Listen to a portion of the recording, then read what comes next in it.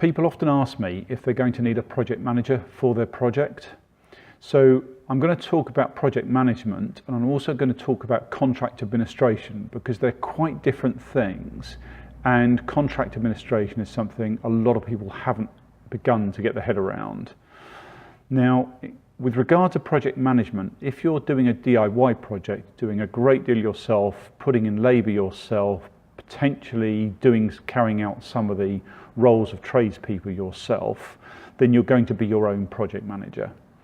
If you're self-managing and you're looking to appoint a number of different subcontractors and you're putting together different packages of work for your ground worker, for your electrician, for your plumber, for your carpenter, and so on, then you are your own project manager.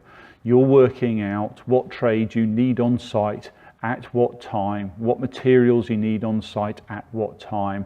You're going to be the one managing the program of events to make sure your project is completed on time. So you are your own project manager.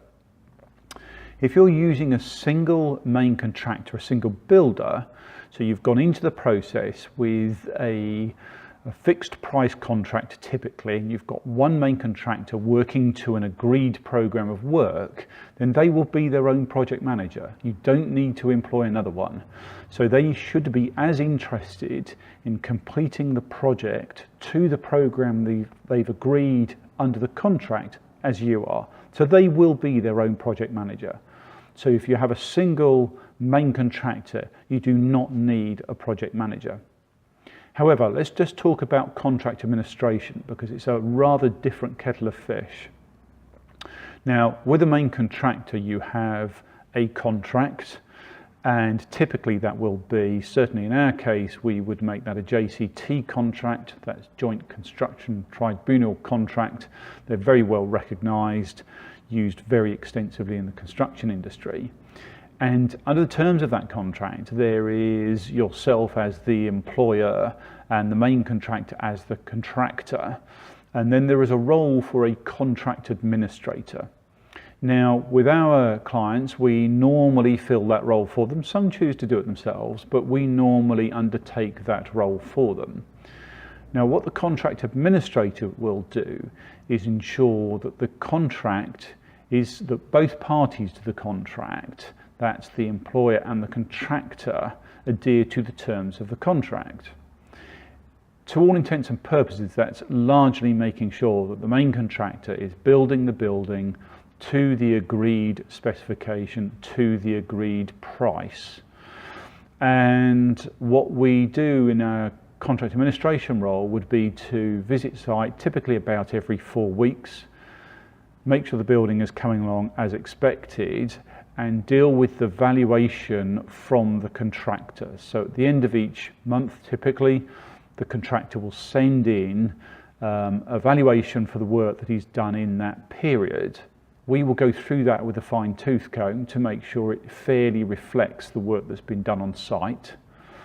And then we will issue them with a certificate to send to the client with their invoice, so the client knows that invoice can be paid, that we've been through the detail, and that they're not paying for anything that hasn't, any work or any materials that haven't already been put onto site in some way. The other thing that the contract administrator should do is to deal with variations. So if as the client you vary the contract in some way, in fact you can vary the contract but the main contractor can't. But if you vary the contract in some way, let's just say you decide that you're going to take the kitchen out of the contract, then you would expect a downward variation in price. As contract administrators, we would get a valuation from the main contractor for that variation. We would check it and make sure it fairly reflects the variation in price. And then again, we would certify that and make a change to the value of the contract for that variation. Likewise, if you decided to add something into the contract, we would make sure that the additional cost that the main contractor is proposing is a fair reflection of the real cost of the variation. So that is broadly the contract administrator's role. We also sign off the building at practical completion. So when you move into the house, That's practical completion, and we sign it off at that point. And at the end of the rectification period, which is typically 12 months, we also hand the building over to you after overseeing the snagging period.